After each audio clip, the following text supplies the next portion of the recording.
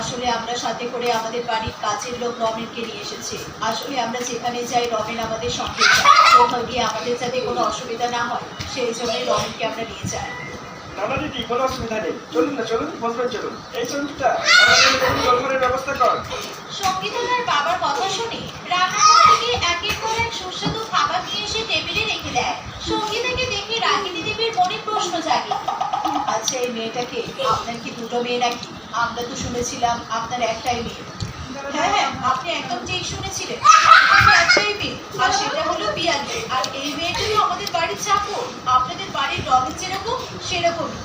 আচ্ছা, আপনারা এবার খাওয়া শুরু করুন। তিনি ওদের খাবার পরিবেশন করুন। চিত্তরঞ্জন এবং তার মা খাবার খাওয়া শুরু করে। খাবারগুলো খেয়ে তাদের দুজনেরই খুবই ভালো লাগে। বাহ, খাবারগুলো তো দারুণ খেতে হয়েছে। এত সুস্বাদু খাবার আমি আগে কখনোই খাইনি। এই খাবারগুলো কে রান্না করেছে? আপনাদের বাড়ির কাজের মেয়ে রান্না করেছে নিশ্চয়ই। হ্যাঁ দিদি, এই রান্নাগুলো সব সঙ্গীতাই করেছে। আসলে ওকে ভালো রান্না করতে পারে বলেই আমরা ওকে দিয়ে সব রান্না করিয়েছিলাম। আর তাছাড়া আপনারা আসুন বলে কথা, আপনাদের জন্য তো সুস্বাদু খাবারের আয়োজন করতেই হবে। আচ্ছা বুঝলাম। আর আপনার মেয়ে রান্না বান্না করতে পারে তো?